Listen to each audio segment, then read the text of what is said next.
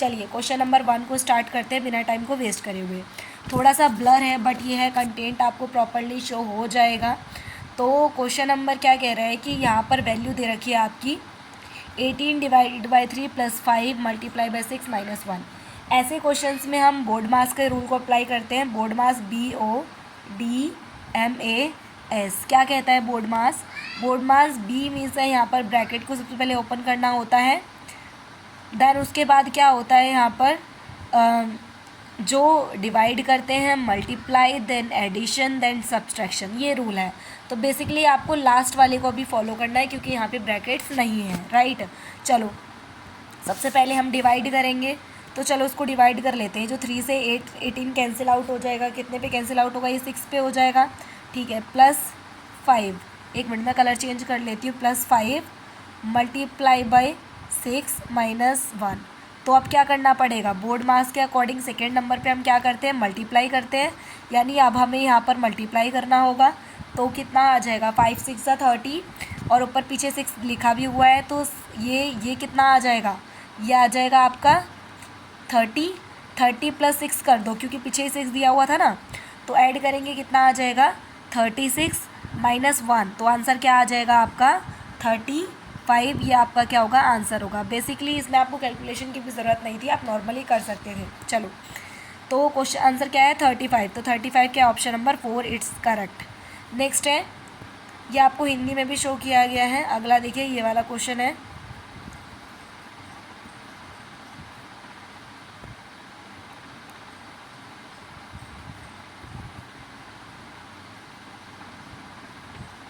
Question number 2 क्या बोल रहा है कि इसमें आपको x की वैल्यू फाइंड करनी है। देखो कितना सिंपल क्वेश्चन है, आपको पता है जब बेस सेम होता है तो पावर्स ऐड हो जाते हैं। आप यहाँ पे क्या देख पा रहे हैं? ये जो 3/5 है ये इस 5 पावर के लिए बेस होगा। यहाँ भी 3/5 है, यहाँ भी 3/5 है। मतलब बिल्कुल सिंपल है, जब बेस सेम होते हैं पावर्स ऐड हो जाती है, मतलब इन दोनों की पावर ऐड हो जाएंगी।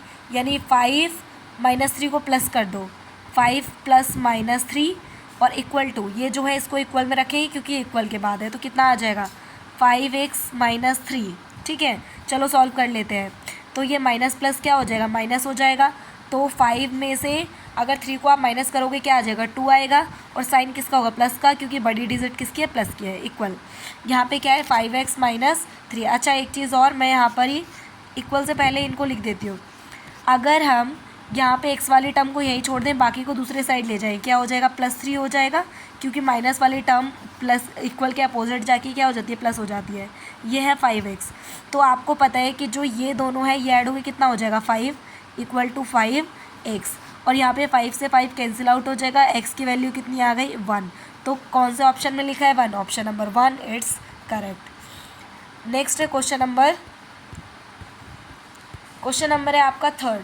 क्वेश्चन नंबर 3rd कह रहा है कि यहाँ पर जो PQR है वो एक प्राइम नंबर है, तो जिस वजह से आपको ये इसकी वैल्यू जो है फाइंड आउट करनी है। सबसे पहले इसके प्राइम फैक्टर कर लो। जब हम इसके प्राइम फैक्टर करेंगे तो चलो प्राइम फैक्टर करते हैं। क्या लिखा है? 21168, 21168 प्राइम फैक्टर करना स्टार्ट कर लेते हैं। तो ये 2 से कटेगा, 2 एकम 2, 0 क्योंकि जा नहीं रहा, 2 पंजे 10, 2 अट्ठे 16, 2 चौके 8। यहाँ पे 2 5 जा 10, 2 2 जा 4, 2 9 जा 18 और 2 2 जा 4, राइट। अब ठीक है, तो ये आगे फिर से 2 से डिविजिबल हो जाएगा। 2 2 जा 4, 2 6 जा 12, 2 4 जा 8, 2 6 जा 12, राइट। फर्दर एक सेकेंड, यहाँ पे फिर से मिस्टेक हो गई है। अब ठीक है, चलो 2 1 जा 2, 2 3 जा 6, 2 2 जा 4 एंड 2 3 जा 6। फिर से करो, 2 से तो अब ये नहीं कट होगा, हमें 3 से कट करना पड़ेगा। तो 3 4 जा 12, 3 4 जा 12, 3 1 जा 3। तो अब ये किससे कटेगा? अब ये फिर से 3 से ही चले जाएगा। 3 1 जा 3, 3 4 जा 12 और 3 7 जा 21। फिर से ये 3 से जाएगा, 3 4 जा 12 और 3 9 जा 27 एंड ये 7 से कटेगा, 7 7 जा 49 और 7 1 जा 7। तो अब देखो यहाँ पर जो ये नंबर्स हमारे पास निकले हैं, देखो 2 के कितने नंबर्स हैं यहाँ पर, 2 कितने बार हैं, 1 2 3 4, ये लास्ट वाला जो था वो आपका 3 है, 1 2 3 4, यानी 2 की पावर 4 हो जाएगा, मल्टीप्लाई 3 कितने टाइम पे है, 3 टाइम है, यानी 3 की पावर 3 हो जाएगा। और 7 कितने बार था, यहाँ पे 2 टाइम्स था, तो इनटू में क्या हो जाएगा, 7 की पावर 2 हो जाएगा, राइट। अब यहाँ पे बोल रहा है कि कोई p है जिसकी पावर 4 है, दैट मीन्स इनमें से देखो किसकी पावर 4 है, 2 की, यानी जो p है, यानी कि जो p है वो क्या है, 2 है, ठीक है। इसके बाद q की पावर कितनी है, 3, तो देखो 3 किसकी पावर है, 3 की पावर है, इसका मतलब जो q था वो कितना था, 3 था। नेक्स्ट है r की पावर कितनी है, 2 किसकी थी, 7 की। तो अब हमें यहाँ पर पी क्यू आर की वैल्यू पुट करनी है यहाँ पर, तो चलो देखते हैं।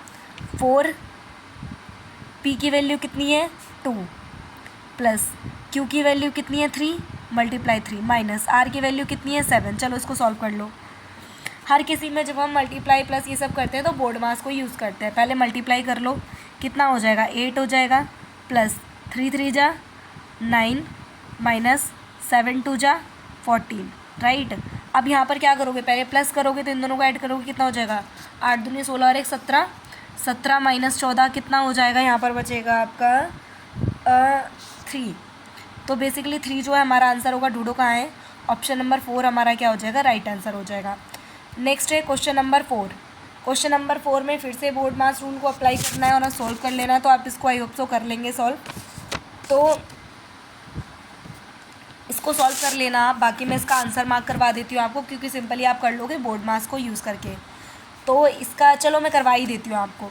तो सबसे पहले आप इसको डिवाइड करेंगे तो आ जाएगा 4 5 जा 20 और माइनस साइन पहले ही आएगा, ठीक है। मल्टीप्लाई, जब आप ये क्या लिखा है -2, तो -2 करना पड़ेगा, प्लस इन दोनों को मल्टीप्लाई करेंगे, कितना आ जाएगा, 6 तिया 18 माइनस 1। तो यहाँ पे देखो अब क्या करना पड़ेगा, इन दोनों को मल्टीप्लाई करना पड़ेगा पहले। तो 5 2 जा कितना हो जाएगा, 10 हो जाएगा, और प्लस का साइन, क्योंकि माइनस माइनस प्लस हो जाते हैं।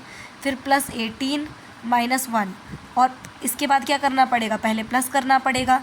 तो कितना हो जाएगा, 28 माइनस 1 कितना हो जाएगा, 27। तो 27 कहाँ दे रखा है, ऑप्शन नंबर 1, तो यही हमारा क्या हो जाएगा, करेक्ट हो जाएगा। नेक्स्ट क्या है, क्वेश्चन नंबर 5। अब इसमें आपको फ्रैक्शन बताना है कि कौन सा वाला जो है ज़्यादा बड़ा होगा। तो इसको डिवाइड करके देख लो। देखो 2 मेथड हैं इसके। क्या, एक तो आप ये करो, इन सभी नीचे वाले टर्म का एलसीएम ले लो। एलसीएम लेके जो बड़ा नंबर आएगा उससे सॉल्व करो। जो ऊपर वाले, देखो नीचे सबके लिए सेम होगा, ऊपर डिजिट जो है डिफरेंट होगी, तो उसके अकॉर्डिंग असेंडिंग और डिसेंडिंग ऑर्डर में अरेंज कर लेना।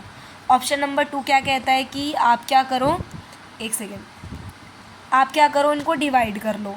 डिवाइड करने पे भी आपको पता चल जाएगा। फॉर एग्जांपल जब आप 30 और 25 को डिवाइड करोगे तो यहाँ पर आएगा आपका 1.2, ठीक है। जब आप इन दोनों को डिवाइड करोगे तो आपके पास आएगा 0.33, ठीक है, 333 चलता जाएगा सोन। और जब आप इसको कट करोगे तो आपके पास आंसर आएगा 0.88, राइट। और जब लास्ट वाले को कट करोगे तो आपके पास आएगा यहाँ पे 2.04, राइट। चलो इसके बाद आप इजीली यहाँ पे देख सकते हैं कौन सबसे बड़ा है कौन सबसे छोटा है। तो इसने आपको बोला है असेंडिंग ऑर्डर में लगाना है। तो असेंडिंग ऑर्डर का मतलब क्या होता है, सबसे पहले जो है सबसे छोटा होगा, देन उसके बाद उससे बड़ा और सबसे बड़ा, ठीक है। तो अब यहाँ पर देखें, सॉरी, पहले सबसे छोटा आपको लगाना होगा। तो सबसे छोटा असेंडिंग का मतलब क्या होता है, पहले सबसे छोटा वाला, स्मॉल, फिर लार्ज, फिर लार्ज, फिर लार्ज, सबसे बड़ा, ठीक है। तो इन सभी नंबर में सबसे छोटा आपको कौन दिख रहा है, 0.88 है ना, सॉरी 0.88 से छोटा 0.33 है, यानी फर्स्ट नंबर पे आएगा ये, सेकंड नंबर पे आएगा ये, थर्ड नंबर पे आएगा ये, और फोर्थ नंबर पे आएगा ये इसका ऑर्डर होगा। तो फर्स्ट नंबर पे क्या है, 27/81। देखो कहाँ कहाँ है, 3 ऑप्शन में जा रहे हैं। चलो इसके बाद सेकेंड नंबर पे कौन आना चाहिए, सेकेंड नंबर पे आना चाहिए आपका 22/25। तो कहाँ दिख रहा है, 20, ये फोर्थ ऑप्शन में दिख रहा है, बाकी कहीं नहीं है। इसका मतलब यही हमारा क्या है, करेक्ट ऑप्शन है। चलो इसके बाद नेक्स्ट है क्वेश्चन नंबर 6, प्रॉफिट लॉस का क्वेश्चन। इसकी मैंने लास्ट टाइम आपको ट्रिक बताई थी, चलो उसी ट्रिक से हम लोग इसको सॉल्व करते हैं, ठीक है। तो सबसे पहले बोल रहा है कि जो मार्क प्राइस है किसी आर्टिकल का वो कितना है, 420 रुपये है इसका मार्क प्राइस, ठीक है। और बोल रहा है उसको डिस्काउंट पे 15% के डिस्काउंट पे क्या कर रहे हैं, सेल कर रहे हैं, ठीक है। बोल रहा है mark price and still mark profit 19%, तो what is the cost price of article. ठीक है, यानी कि सबसे पहले तो इसको चलो सिंपली सॉल्व करना स्टार्ट करते हैं। सबसे पहले उसका मार्क प्राइस दे रखा है 420। चलो इसको ट्रिक के थ्रू देखते हैं। सबसे पहले दे रखा है 15%। 15% का मतलब क्या होता है? 15/100 होता है। आप इसको काट सकते हैं क्या? 5 या 15, 5 दूनी 10 और 0, यानी 20 रुपये की चीज़ को ये मार्क प्राइस समझ लो इसका, और ये 20 रुपये की चीज़ को 3%, 3 रुपये के डिस्काउंट, मतलब 20 रुपये पे अगर आप 3 रुपये का डिस्काउंट दे दोगे तो कितने का बेच दोगे? 17 रुपये का बेच दोगे आप कहेंगे, तो 17/20 हो जाएगा। तो जो 20 है वो क्या है? हमारा मार्क प्राइस है, और जो हमने बेचा वो क्या है? हमारा सेलिंग प्राइस है। बट इसका मार्क प्राइस हमें दे रखा था कितना था? 420, यानी जो मार्क प्राइस है वो हमें देख रखा था 420। तो क्या आप सेलिंग प्राइस नहीं निकाल सकते? देखो रेशो, इसको अब रेशो में ले लो। ये कितने रेशो के बराबर है? आप बोलेंगे मैम 0 से 0 कैंसिल हो जाएगा। बिल्कुल ठीक है, 2 से ये कट जाएगा, 2 2 जा 4, 2 1 जा 2, यानी 21 पे कट हो जाएगा। यानी कि एक की वैल्यू 21 आई है, तो 17 की कितनी होगी? आप बोलेंगे मैम सिंपल है, 17 को मल्टीप्लाई कर दोगे 21 से, तो कितना आ जाएगा यहाँ पर? चलो मल्टीप्लाई करो, कितना आ जाएगा? और मल्टीप्लाई करने के लिए भी मैं आपको शॉर्ट ट्रिक बता देती हूँ। 17/21 है, तो सबसे पहले आप क्या करो, इस 1 को 7 से मल्टीप्लाई करो, तो क्या आएगा? 7 आएगा। इसको लिख दो यहाँ पे। इसके बाद इसको इससे मल्टीप्लाई करो, इसको इससे मल्टीप्लाई करो, यानी 2 7 जा कितना हो जाएगा? 14, प्लस 1 1 जा 1, तो कितना हो गया? ये 15 हो गया। 15 का 5 यहाँ लिख दो, कैरी कितना बचा? 1। ठीक है, अब 2 1 जा 2, 2 के साथ इस 1 को भी ऐड कर लो, कितना हो जाएगा? 3, तो 357 आपका आ जाएगा। ठीक है, यानी जो यहाँ वैल्यू आएगी वो कितनी आएगी? 357, यानी कि उसने 420 रुपये के मार्क प्राइस वाली चीज़ को 500 इतने रुपये में बेच दिया। ठीक है, पर बोल रहा है कि फिर भी उसको 19% का प्रॉफिट हो रहा है। अगर इसको 357 रुपये में बेचने पर भी 19% का क्या हो रहा है? प्रॉफिट हो रहा है, तो सेकेंड वाली ट्रिक लगा दो। मैंने आपको क्या बताया था? हमें देखो यहाँ होता है CP, यहाँ होता है SP, और हमें जाना है पीछे, क्योंकि पीछे वाली वैल्यू हमें फाइंड करनी है। CP नहीं पता है, 19% के प्रॉफिट हो रहा है उसको तब भी, है ना। तो यहाँ पर हम देखें तो इसको हम क्या लिख सकते हैं? 119/100 लिख सकते हैं, पर हमें निकालनी है पीछे वाली वैल्यू, तो आप क्या लिखोगे? 357, लास्ट वीडियो में ही बताई थी मैंने ये वाली ट्रिक। इनटू पीछे जाना है तो क्या लिखेंगे? 100/119, राइट। अब इसको कट करो, ये कितने पे कट हो जाएगा? तो ये बेसिकली हमारा कट होएगा किस पे? ये 3 पे कट हो जाएगा। आप देख लेना कैलकुलेशन करके, ये 3 पे कट होगा। 3 को 100 से मल्टीप्लाई कर देंगे तो कितना आ जाएगा? 300। दैट मीन्स जो हमारा 300 निकला है वो क्या है? Cost price. डन है। चलो नेक्स्ट क्या है? 300 ढूंढो। अब ऑप्शन में कहाँ लिखा होगा? ये रहा ऑप्शन नंबर 3, ये हमारा क्या है? राइट है। Next question number 7। Question number 7 में कह रहा है कि इसकी वैल्यू हमें 4 दे रखी है, तो हमें इसकी वैल्यू फाइंड आउट करनी है। ठीक है, चलो अगर हम इसका स्क्वायर कर दें, क्या बोला मैंने? अगर हम इसका स्क्वायर कर दें, चलो स्क्वायर कर देते हैं फिर। अगर हम इसका स्क्वायर कर दें तो इसका भी स्क्वायर करना पड़ेगा। सिंपल है, स्क्वायरिंग बोथ साइड आप लिख सकते हैं। तो ये हो जाएगा A² प्लस B², क्योंकि 1 का स्क्वायर करोगे तो 1 ही रहेगा, प्लस 2AB, क्योंकि ये जो है क्या है? A है, ये क्या होगा? B होगा, तो 2AB करना पड़ेगा, क्योंकि होल स्क्वायर का फॉर्मूला आप लोगों ने पढ़ा होगा ना। A प्लस B के होल स्क्वायर का फॉर्मूला क्या होता है? A² plus B² plus 2AB, तो उसी को अप्लाई करा है यहाँ पे। ठीक है, इक्वल टू 4 का स्क्वायर कितना हो जाएगा? आप बोलेंगे मैम 16 हो जाएगा। ठीक है, और यहाँ पे x कैंसिल आउट हो जाएगा, क्या बचेगा? ये बचेगा x² प्लस 1/x², और इक्वल टू, क्योंकि 2 को मैं उस साइड लेकर जा रही हूँ, तो ये यहाँ पे प्लस था तो उधर जा क्या हो जाएगा? माइनस हो जाएगा। तो आप बोलेंगे मैम अगर हम इसको सॉल्व करेंगे तो कितना आ जाएगा? 14 आ जाएगा। तो इसको डायरेक्टली मैं 14 लिख दे रही हूँ। ये कितना आ गया? 14 आ गया, राइट। यानी कि अगर हमने इसको सॉल्व करा तो ये हमारी वैल्यू कितनी आ गई? ये आ गई। अब बोल रहा है कि हमें तो 4 वाले की वैल्यू निकालनी थी, है ना। तो अब इसको 4 वाले बनाने के लिए क्या करना पड़ेगा? अगर मैं इसका दोबारा से स्क्वायर कर दूं तो क्या हमारे पास कुछ इसी टाइप की टर्म नहीं आ जाएगी? आप बोलेंगे बिल्कुल मैम ऐसे ही आ जाएगा। यानी कि अगर हम इसका फर्दर स्क्वायर कर दें तो हमारे पास सेम टर्म आ जाएगी। चलो क्या होगा? फिर से A² B² का फॉर्मूला डाल दो। क्या है? A² प्लस, इस बार A हमारे पास x² है, B है 1/x², A² plus B square plus 2ab,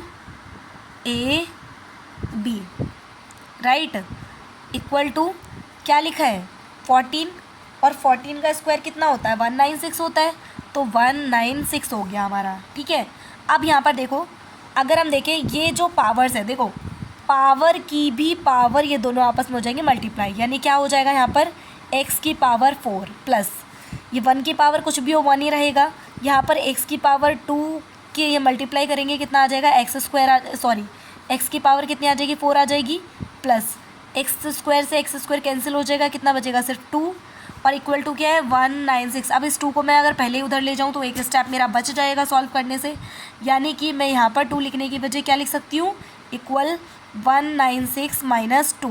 तो आप बोलेंगे मैम अगर हम 196 2 में से -2 यही कर दें तो हमारे पास आ जाएगा 194, बिल्कुल सही है, तो हम यहाँ पे लिख लेते हैं 194 लिख लेते हैं। ठीक है, आपको देखो कॉपी पेन लेकर बैठना ही पड़ेगा, क्योंकि बिना कॉपी पेन के आप सॉल्व यहाँ पे नहीं कर सकते। अगर कोई वर्बली क्वेश्चन है तो आप बेशक से उसको कर सकते हैं, बट बाकी के लिए आपको प्रैक्टिस करनी ही पड़ेगी। तो हमारा ये जो आ गया इसकी वैल्यू कितनी है 194, तो देखो कहाँ पर लिखा है 194 क्या है ऑप्शन नंबर 4। देखो अगर कुछ बच्चों को लगता है कि मैम हमने लास्ट ये निकाला था, है ना, आ रहा था ना, तो क्या ये वही आंसर है, बिल्कुल गलत, वो आंसर हमारा नहीं था। तो आंसर क्या है हमारा पहले हमारा 196 आया था, देखो जो कि ऑप्शन में दे भी रखा है, बट हमारा एक्यूरेट आंसर क्या है 194। नेक्स्ट है क्वेश्चन नंबर 8, ये क्या कहता है बेसिकली, यहाँ पर बोल रहा है कि one of the factor of the expression, इसका एक फैक्टर इनमें से कौन सा होगा। तो चलो सॉल्व करते हैं इनको। अगर आप यहाँ से सॉल्व करोगे आप क्या देखोगे, इसमें देख रहे हो इसमें भी y कॉमन है, इसमें भी y कॉमन है, इसमें भी x कॉमन है, इसमें भी x कॉमन है, तो क्यों ना हम इस फर्स्ट वाले में से अगर x y को कॉमन ले ले तो क्या आ जाएगा। आप बोलेंगे मैम अगर हम यहाँ से x y को कॉमन ले लेते हैं तो यहाँ पे बचेगा x माइनस, और यहाँ क्या बचेगा, यहाँ पे y बचेगा, बिल्कुल ठीक है, प्लस यहाँ क्या है, यहाँ पे से आप ऐसे लिख लो 1 कॉमन है, जैसे x माइनस y, राइट। अब यहाँ पे हमें क्या पता चल रहा है, ये और ये इसको एक साथ लिख लो क्योंकि ये दोनों तो सेम है। ठीक है, तो हम लिख सकते हैं +1 और ये हो जाएगा x माइनस वाई। अब ढूंढो इनमें से दोनों में से कोई एक फैक्टर यहाँ पे दे रखा है ऑप्शन में, कौन सा है, क्या xy +1 है, बिल्कुल ऑप्शन थर्ड है। क्या x माइनस वाई है, नहीं है, क्योंकि प्लस दे रखा है, प्लस वाला तो है पर माइनस वाला नहीं है, इसका मतलब ऑप्शन नंबर 3 क्या होगा, राइट होगा। अगर यहाँ पे ये वाला दे रखा होता माइनस वाला तो हम उसकी तरफ मूव कर जाते, राइट। नेक्स्ट आओ, ये वाला पेपर सच में बहुत इजी आया था इसका मैथ का, क्योंकि बाकी जो 2 प्रैक्टिस सेट हमने करे हैं वो थोड़े से इसके कंपैरिजन में टफ है, बट ये जो है काफ़ी इजी है। चलो इसके बाद है in the product of coefficient x² का कॉफिशेंट आपको बताना है। ठीक है, चलो आप इसको पहले सॉल्व मल्टीप्लाई कर लो आपस में, क्या आएगा देखो, सबसे पहले 2 को सॉल्व कर लेते हैं, पहले इन दोनों को सॉल्व करो, क्या आएगा आपके पास, पहले x को x से मल्टीप्लाई करो, आपके पास आएगा x², फिर x को 3 से मल्टीप्लाई करो तो माइनस में लिखना पड़ेगा 3x माइनस, आगे साइन लिखा है माइनस इसलिए। अब इस 2 को x से मल्टीप्लाई करो, क्या आएगा -2x, फिर -2 को मल्टीप्लाई करो 3 से तो माइनस माइनस क्या हो जाएंगे, प्लस हो जाएंगे, +3 2 जा 6 आ जाएगा। ठीक है, अब ये जो पूरी टर्म है इससे हमें x माइनस 5 को मल्टीप्लाई करना है, राइट। अब चलो पहले x को सबसे मल्टीप्लाई कर देते हैं, पॉजिटिव है, ठीक है, तो क्या आ जाएगा x³ -3x² -2x² +6x। अगर किसी को लग रहा है कि मैम ये x³ कैसे आ गया, क्योंकि मैंने आपको बताया था ना x² मल्टीप्लाई बाई x, तो इसकी पावर क्या है 1, अगर बेस सेम है तो पावर्स क्या हो जाती है, ऐड हो जाती हैं, तो 2 + 1 कितना हो जाएगा 3, इस वजह से ये आया था। ठीक है, तो इस तरीके से हमने इसको सॉल्व करा है।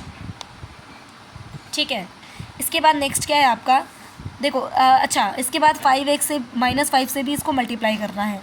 जब आप 5 से करेंगे तो यहाँ पर क्या आ जाएगा -5x², या आ जाएगा -5 या 15x माइनस 5 दूनी प्लस में आएगा, क्योंकि देखो दोनों के पीछे माइनस है। ठीक है, 5 या 15x हो गया, 1 सेकेंड, ये 5x² हो गया, देन माइनस माइनस क्या हो जाएगा, प्लस हो जाएगा, +15x हो जाएगा, माइनस माइनस क्या है +5 दूनी 10x हो जाएगा, प्लस ये हो जाएगा, सॉरी माइनस आएगा क्योंकि पीछे माइनस है ना, 5 × 30, राइट। अब इसके बाद जब हम इसको सॉल्व करेंगे तो क्या आ जाएगा, देखो आगे नेक्स्ट स्टेप में हमें क्या करना है, सेम पावर्स वाले को ऐड कर लो। देखो ये तो x³ रहेगा, ठीक है, ये -2 स्क्वायर वाली पावर्स को देखो कहाँ है, ये सारी स्क्वायर वाली है, तो माइनस माइनस क्या हो जाएगा, प्लस हो जाएगा, साइन तो माइनस का ही आएगा, तो क्या हो जाएगा 5x² हो जाएगा माइनस 5x²। तो माइनस माइनस क्या हो जाएंगे, प्लस हो जाएंगे। तो ये कितना हो जाएगा यहाँ पर -10 है ना, -10x² हो जाएगा आपका ये। जब क्या करेंगे माइनस माइनस क्या हो जाएगा प्लस, और ये क्या आ जाएगा -10x²। तो हम इसको रफ कर देते हैं, यहाँ पे क्या आ जाएगा -10x², राइट। x² वाली टर्म चली गई। अब देखो इसके बाद क्या आएगा, यहाँ पे ये है 6x और ये 15x, तो प्लस कर देंगे दोनों को, और ये भी प्लस में ही है, तो ये सारी चीज़ें कितनी हो जाएंगी, ये आ जाएगा 10 प्लस में 15 हो जाएगा 25, 25 प्लस 6 ये हो जाएगा 31। तो यहाँ पे आ जाएगा 31 प्लस का प्लस 31x माइनस 30 दे ही रखा है तो -30। हमसे पूछा था x²। कॉफिशेंट मतलब क्या होता है, जो भी न्यूमेरिक वर्ड लिखा होता है उस कॉफिशेंट के साथ, मतलब x² का कॉफिशेंट यहाँ पर 2 होगा, ठीक है। अगर यहाँ पे लिखा होता 3x³ तो ये जो 3 है वो x³ का कॉफिशेंट है, बट हमसे पूछा था किसका, x² का। तो x² का कॉफिशेंट क्या है -10। तो यहाँ पे देखो +10 भी लिखा है -10 भी लिखा है। जब भी याद रखना है, ऐसे दो ऑप्शन दिख जाए ना सेम सेम नंबर वाले, तो उन्हीं में से कोई एक ऑप्शन होता है हमेशा, ठीक है। जब इतने सारे ऑप्शन दे रखे हो और उसमें दो कोई ऑप्शन कॉमन से दिखे तो ज़्यादा इधर उधर मत भटको, उन्हीं दोनों में से कोई एक ऑप्शन होगा आपका, राइट। तो यहाँ पे क्या है -10 +10 में से ही कोई एक होगा। तो क्या है -10 मैंने बताया, तो ऑप्शन नंबर 4 क्या है हमारा करेक्ट आंसर होगा। नेक्स्ट आ जाओ क्वेश्चन नंबर 10। क्वेश्चन नंबर 10 में क्या कह रहा है कि यहाँ पर आपको वैल्यू बतानी है किसकी, XY की। किसकी वैल्यू बतानी है यहाँ पर, then the value of XY। तो चलो इसको सॉल्व करते हैं। सबसे पहले ये जो टर्म है हमारी, इसको हम कहीं पर भी इसमें पुट कर सकते हैं। ये हमने इसको इक्वेशन फर्स्ट मान लिया जैसे कि, चलो अब इसको सॉल्व करो। तो यहाँ पे अगर हमें पता है, अगर हम देखें, अगर हम यहाँ से XY को कॉमन ले लें तो हमारे पास क्या आएगा XY, और यहाँ क्या बच जाएगा x² बच जाएगा प्लस, और यहाँ क्या बच जाएगा y² बच जाएगा प्लस, और ये क्या है यहाँ पर x² plus y² equal to कितना दे रखा है 36 दे रखा है, कोई दिक्कत नहीं है यहाँ तक, ठीक है। हमें x² और y² की वैल्यू दे रखी थी 6, यानी कि क्या हम यहाँ पे 6 पुट कर सकते हैं, आप बोलेंगे बिल्कुल मैम।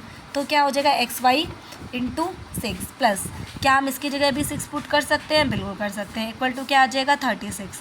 तो अगर हम इस 6 को इस साइड लेके चले जाएँ तो ये माइनस में हो जाएगा, बिल्कुल। तो क्या हो जाएगा 6xy इक्वल टू 36 माइनस 6, तो माइनस करने पे क्या हो जाएगा, ये हो जाएगा आपका 30, ठीक है, 30 आ जाएगा।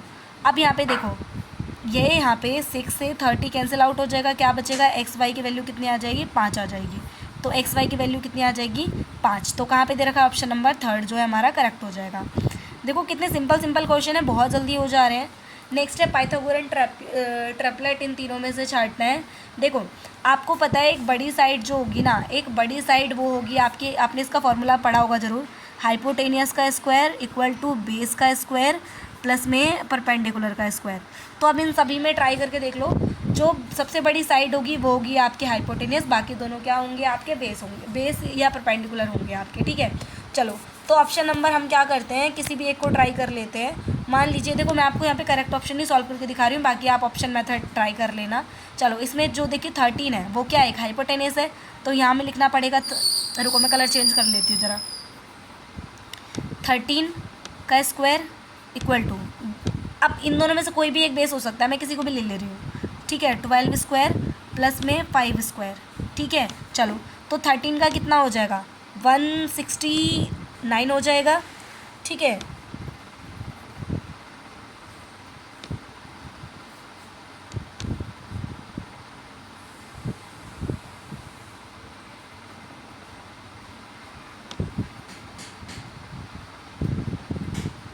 ठीक है, ये आपका हो जाएगा इक्वल टू, ये कितना हो जाएगा 144 हो जाएगा, प्लस में कितना हो जाएगा 225। ये टोटल करेंगे तो कितना आ जाएगा, सॉरी यहाँ पर सिर्फ 25 रहेगा, प्लस 25, तो ऐड ऑन करने पे कितना आ जाएगा 5 4 9, 4 और 2 6 और 1। अगर ये दोनों साइड इक्वल हो जाती है ना तो क्या है हमारा ये ठीक है। वैसे ही आपको सब पे ट्राई करके देख लेना जो भी करेक्ट होगा। बाकी देखो मैंने ऑप्शन 3 को ट्राई करा था और यही हमारा करेक्ट आंसर है। नेक्स्ट है क्वेश्चन नंबर आपका 12। 12 में बोल रहा है कि one of the angle of triangle, एक ट्राइंगल का एक एंगल जो है 120 दे रखा है। They are the angle between bisect of each other two angle, मतलब ये कितने टू एंगल्स को जो है कट करेगा ये आपको बताना है, बाइसेक्ट कर रहा है। तो क्वेश्चन नंबर देखो, सबसे पहले तो इसमें हमें पता है जो ट्राइंगल के जो 3 एंगल होते हैं उनका सम कितना होता है, 180 होता है। तो हम लिख सकते हैं X plus Y plus Z, मान लो ये 3 एंगल है जिनका जो सम कितना होता है 180 होता है। आपको बोल रहा है जो एक्स है, कोई एक एंगल मान लो वो एक्स था जो दे रखा है आपको 120, तो एक्स की जगह पर अगर मैं 120 पुट कर दूं तो क्या हो जाएगा, वाई प्लस में जेड हो जाएगा इक्वल टू कितना हो जाएगा, 180 हो जाएगा। अगर मैं इस 120 को इस साइड ले जाऊं तो आप बोलेंगे मैम प्लस हो जाएगा, बिल्कुल ठीक है।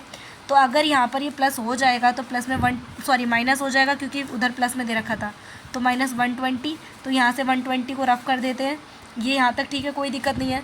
अगर हम इसको सॉल्व करते हैं तो क्या आ जाएगा, ये आ जाएगा आपका 60 डिग्री, यानी जो एक्स वाई दो जो एंगल होंगे वो कितने होंगे, 60 डिग्री होंगे। अगर ये 60 डिग्री है आपके मिल गए तो अब ये बाइसेक्ट करेंगे, ठीक है, ये एक दूसरे को कट करेंगे। तो कट करेंगे उस टाइम पे हमें इसको क्या फॉर्मूला लगाना पड़ेगा, इधर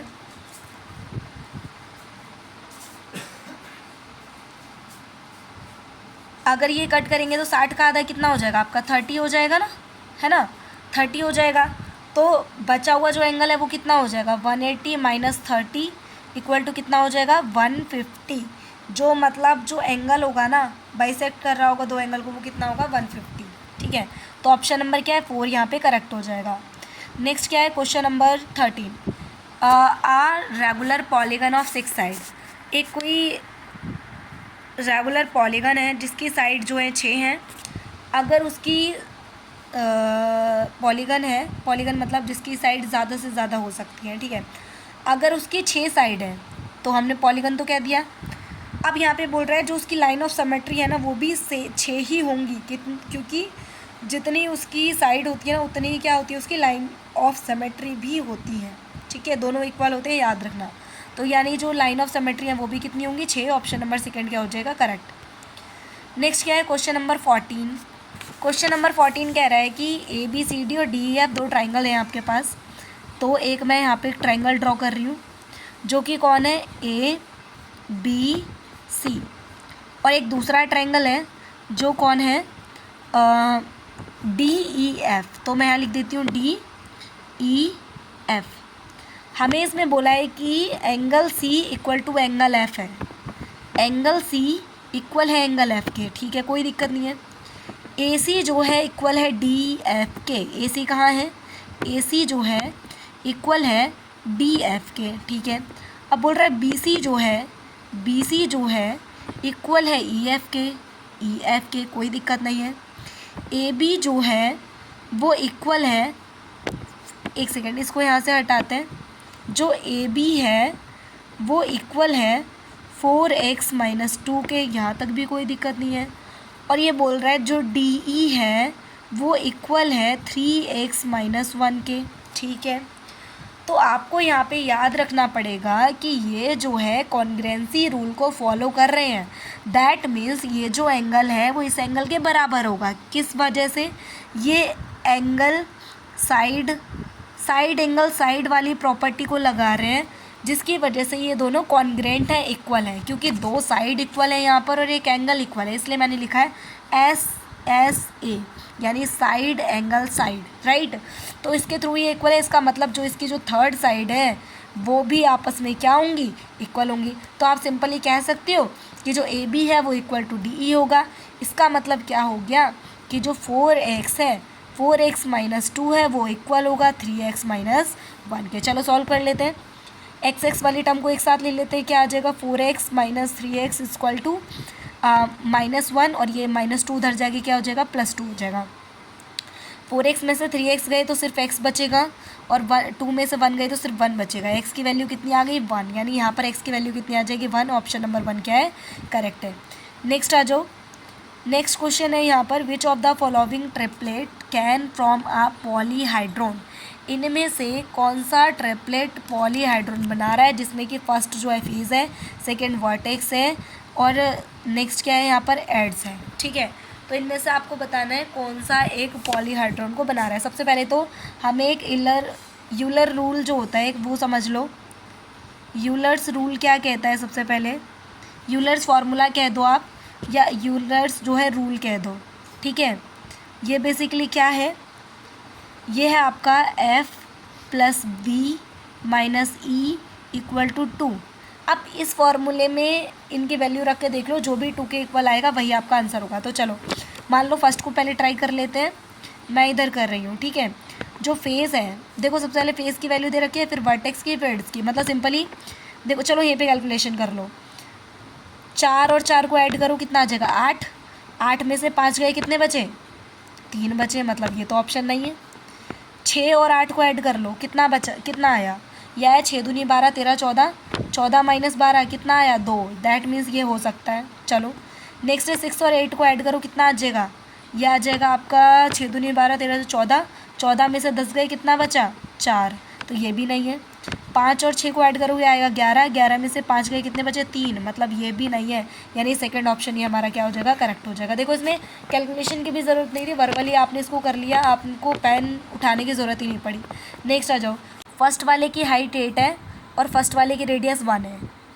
सेकेंड वाले की जो हाइट है 5 है और उसका जो रेडियस है वो 2 है। वॉल्यूम फाइंड करना है, ठीक है। दोनों आपस में इक्वल होंगे, ध्यान रखना। तो चलो निकालते हैं। ये रहा हमारा फॉर्मूला। पाई की वैल्यू तो 22/7 ही रखनी पड़ेगी। आर की वैल्यू फर्स्ट में 1 है, तो हम उसको r² ही रख रहे हैं यहाँ पर, है ना, इंटू 8h, क्योंकि हाइट हमें दे रखी है। जब आप इसको सॉल्व करो तो करो जो चीज़, एक काम करो क्योंकि ये कट जाएंगे, इस रुको मैं ना इसको डायरेक्टली करने की कोशिश करती हूँ आपके सामने। फार्मूला तो पता ही है आपको क्या है, पाई r²h, ठीक है। दोनों आपस में ये कट हो जाएंगे, ये दोनों आपस में इक्वल रहेंगे। तो देखो ज़रा यहाँ पर फर्स्ट वाला जो है उसमें क्या था, पाई, आर की वैल्यू कितनी दे रखी थी? यहाँ पे 1 थी, तो हम लिख देंगे 1r² इंटू, और बेसिकली जो हाइट है वो कितनी थी? यहाँ पर 8 थी इसकी। नेक्स्ट वाले को हम लिख रहे हैं पाई, यहाँ पर जो r की वैल्यू थी वो थी 2 थी, 2r, मतलब फर्स्ट वाले को हमने 1r माना है, सेकेंड वाले को हमने 2r माना है, इंटू जो इसकी हाइट थी वो कितनी थी? 5h थी, और इसकी जो है 8 थी, ठीक है। चलो इसके बाद यहाँ पर अगर हम देखें तो पाई से पाई कैंसिल आउट हो जाएगा। अब यहाँ पे सॉल्व कर लो, ये आ जाएगा r² into 8h equal to, क्योंकि रेशो दे रखा है ना, इस वजह से हमने इसको 1r और 2r और हाइट को 8h और वो लिया है। क्योंकि जब आपने देखा होगा, अगर मान लो कोई रेक्टेंगल है, उसकी साइड का रेशो दे रखा है 2:3, तो हम लिखते थे ना 2x इंटू 3x, है ना। तो ये क्या है, कोई प्रॉपर एक फिक्स वैल्यू नहीं है, बट हमने इसको ऐसा मान लिया है कि ये इस तरीके से हो सकता है, ठीक है। इसलिए हमने यहाँ पे r और h लगाया आगे। तो यहाँ पे क्या आ जाएगा, 2 नहीं आएगा, 4 आएगा, क्योंकि 2 का भी स्क्वायर कर रहे हैं। तो 4r² इंटू 5h। तो अगर हम यहाँ पे देखें तो r² से r² कैंसिल आउट हो जाएगा, h से h कैंसिल आउट हो जाएगा। तो यहाँ पे क्या आ गया, यह आ गया 8 इक्वल टू 5, और 1 सेकेंड, ये भी कट हो रहा है यहाँ पे, देखो ज़रा ये कट हो रहा है, ये हो जाएगा आपका 4 दूनी 8, तो 2 इक्वल टू 5, यानी जो इसका रेशो है वो कितना हो जाएगा, 2:5 इसका आ जाएगा। तो ऑप्शन देखो कहाँ पर है, 2:5।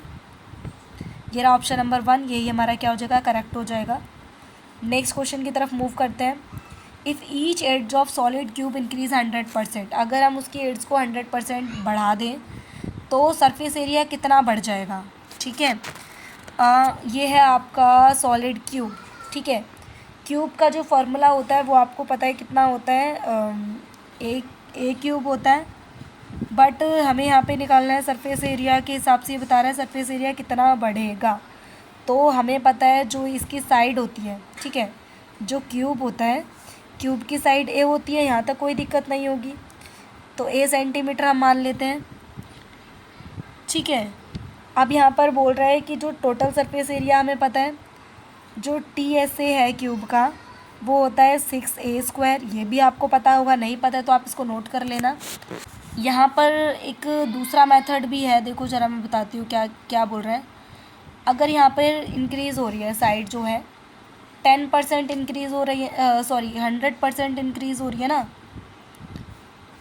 Increase by 100% increase in its surface area. इसका एक शॉर्टकट फार्मूला लिख लो, 100 + 100 प्लस इन एक बार तो 100 को ऐड कर दो और एक बार इनको मल्टीप्लाई कर देना। तो मल्टीप्लाई करेंगे 100 × 100 डिवाइडेड में क्या आ जाएगा 100। देखो इसका फॉर्मूला कुछ ऐसा होता है, a + b + a × b divided by 100। अगर आपको यहाँ पे दो वैल्यूज़ भी दे रखी होती ना कि एक इतने % बढ़ रहा है, एक इतने % घट रहा है, तो बताओ क्या इफेक्ट पड़ेगा, तो उस केस में भी आप इसको डाल सकते हो। बट जो चीज़ इंक्रीज़ हो रही है उसके पीछे लगाओगे प्लस और जो चीज़ डिक्रीज़ हो रही है उसके पीछे लगाओगे माइनस, ये याद रखना है, ठीक है। चलो अब इसको सॉल्व करेंगे तो हमारे पास क्या आ जाएगा, इधर इन दोनों को ऐड करोगे ये आ जाएगा आपका 200 प्लस ये आ जाएगा, देखो ये 20 से 20 कैंसिल हो गए, आएगा 100 और आंसर क्या आ जाएगा आपका 300। तो ये बेसिकली 300% क्या हो जाएगा, इंक्रीज़ हो जाएगा, ठीक है। तो ये चीज़ है इसकी।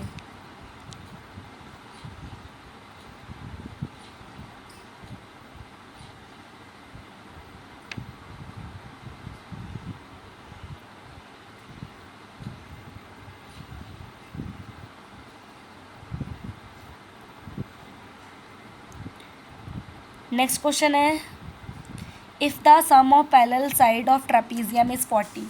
सबसे पहले तो देखो ट्रेपीजियम क्या होता है। ट्रेपीजियम जो है बेसिकली कुछ इस टाइप का शेप में होता है।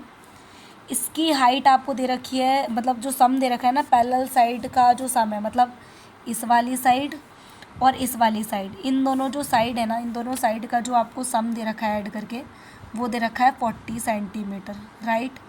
अब यहाँ पे बोल रहा है जो इसकी हाइट है वो 10 है, इसका मतलब जो इसकी जो बीच की डिस्टेंस है वो कितनी है, 10 है। अब बोल रहा है एरिया निकालो। देखो मोस्टली चीज़ें तो उसने सॉल्व करके दे रखी है।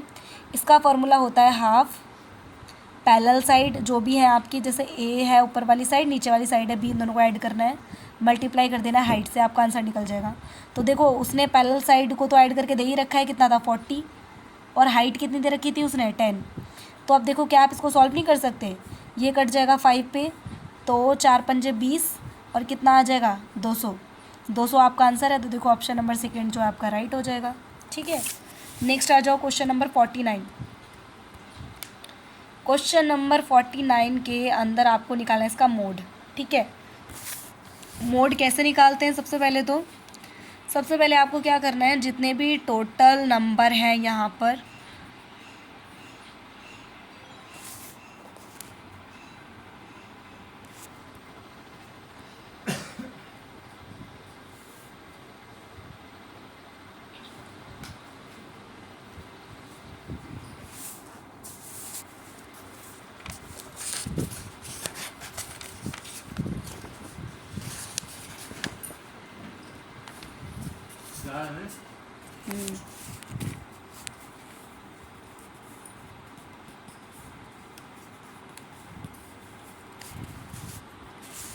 अच्छा एक चीज़ सुनो ज़रा, यहाँ पर बेसिकली हमें निकालना था मोड। तो सबसे पहले तो ये समझना ज़रूरी होगा कि मोड जो है बेसिकली क्या होता है कि जो सबसे ज़्यादा बार रिपीट हो, ठीक है।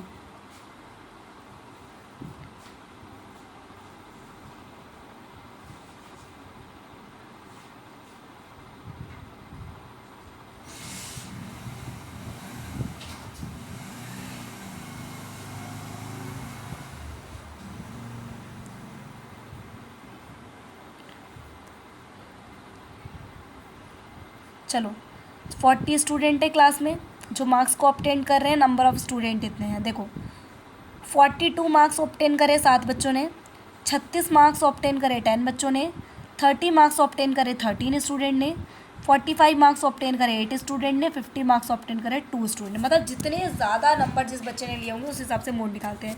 मोड क्या होता है, मोड को हिंदी में कहते हैं बहुलक, जो बार बार आए, राइट। तो ज़्यादा बच्चों के कितने नंबर आए थे, 13 मार्क्स जो है ज़्यादा बच्चों के आए ना, इसका मतलब जो 13 है ना वही हमारा आंसर है। और कितने 13 स्टूडेंट ने 30 मार्क्स को बार बार अटेंड करा था, है ना। तो कितने मार्क्स है 30, तो 30 है यहाँ ऑप्शन में, राइट। तो यही हमारा क्या हो जाएगा, ये हो जाएगा, ठीक है। नेक्स्ट आओ, क्वेश्चन नंबर क्या है 20। क्वेश्चन नंबर 20 एक प्रोबेबिलिटी का क्वेश्चन और एक क्वेश्चन प्रोबेबिलिटी से ज़रूर पूछा जाता है। तो आपको बोल रहा है कि इतने कार्ड्स हैं, सबसे पहले तो आप देख लो कि ये कितने कार्ड होंगे टोटल। तो जो भी लास्ट में नंबर लिखा है ना, उससे इससे एक पीछे वाला देखो 12 है ना यहाँ पे लिखा है, तो इन दोनों को पहले माइनस करो, कितना आ जाएगा 51 माइनस 12। 51 माइनस 12 आपका आएगा कितना 39, sorry sorry sorry sorry,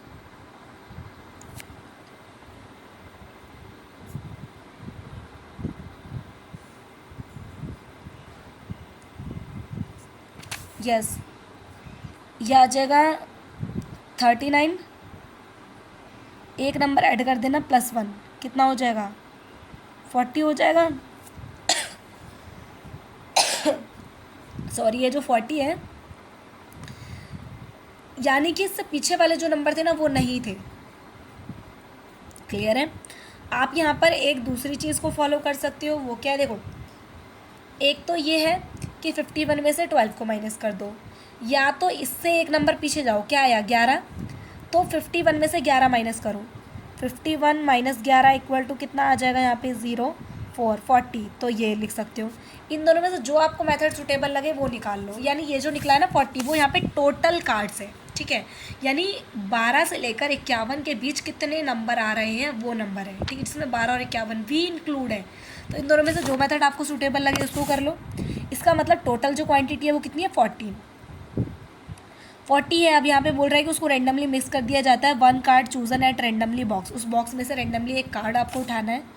probability क्या होगी कि जो नंबर ऑफ चूजन कार्ड है वो कंपोजिट नंबर है 21 और 42 के बीच का। अब कंपोजिट नंबर बेसिकली क्या है वो देखो, टोटल यहाँ पे जो कंपोजिट नंबर है ना बेसिकली वो 15 है। कौन कौन से, जैसे कि मैं यहाँ पे लिख देती हूँ लाइन से, आप देख लेना, 22 24 25 26 27 28 30 32 33 34 36 35 38 39 और 40, ये आपके जो है कंपोजिट नंबर हैं जो कि आपके 21 से 42 के बिटवीन आएंगे, है ना, कंपोजिट नंबर। तो टोटल ये जो डिजिट है इनको काउंट कर लो, 1 2 3 4 5 6 7 8 9 10 11 12 13 14 15 15 हो गए।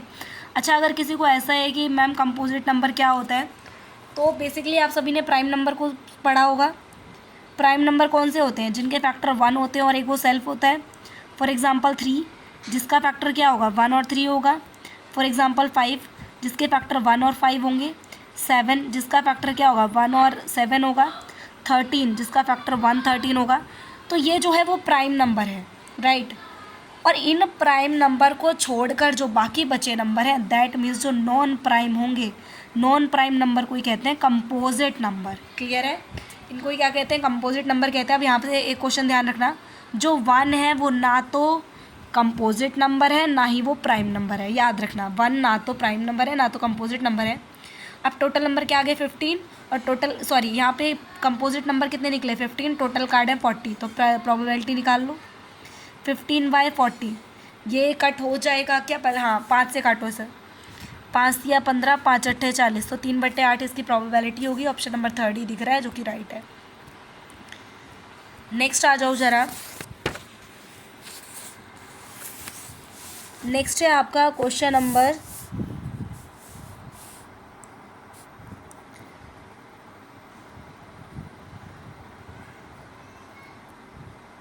लास्ट क्वेश्चन, यस ये रहा। यहाँ पे बोल रहा है कि ग्रेट इंडियन मैथमेटिशियन, एक ग्रेट इंडियन मैथमेटिशियन थे जिन्होंने अप्रॉक्सीमेट वैल्यू दी थी पाई की, है ना, pi correct of 4 decimal place at 3.146, वो किसने दिया था, तो बेसिकली ये दिया था आर्यभट्ट ने, याद रखना, जिन्होंने डिस्कवरी करी थी ज़ीरो की, ठीक है। नेक्स्ट क्वेश्चन आपका क्या है, which of the following method more suitable establishing the formula of compound interest in class 8, मतलब इनमें से कौन सा एक सुटेबल मेथड होगा क्लास 8 में कंपाउंड इंटरेस्ट को पढ़ाने के लिए? तो बेसिकली यहाँ पर आपको इसको पढ़ाने के लिए जो है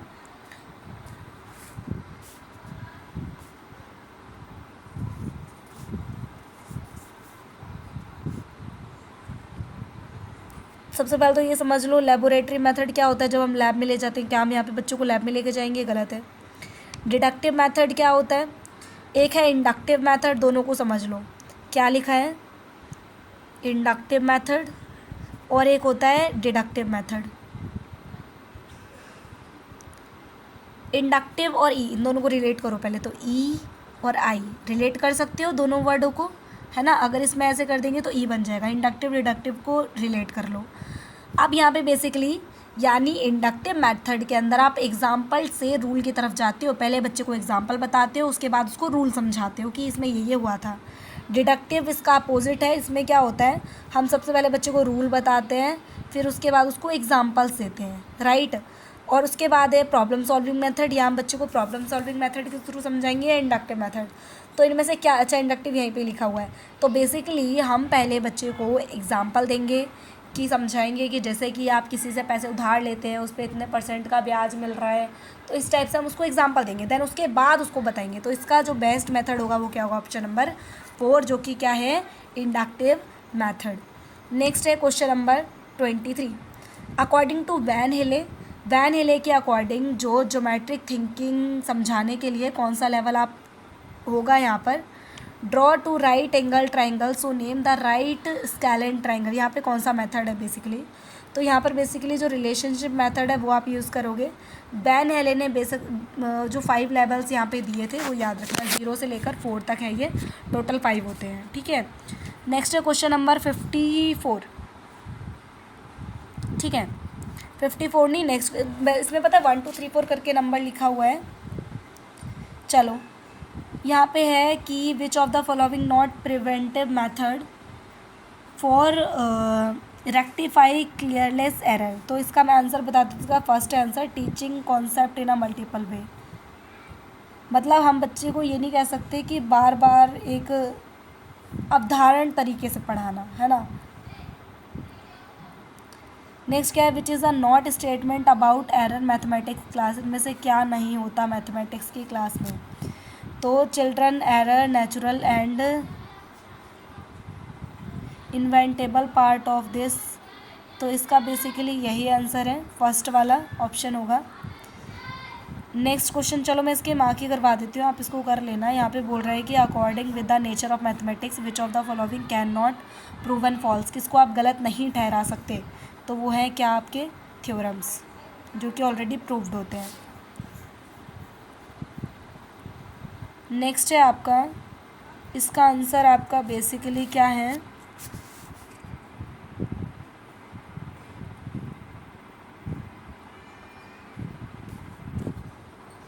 सेकेंड होगा इसका आंसर।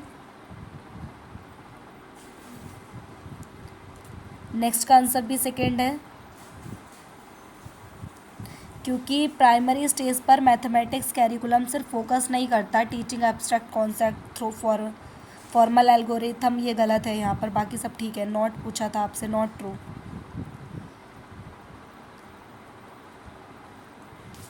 नेक्स्ट क्वेश्चन है आपका,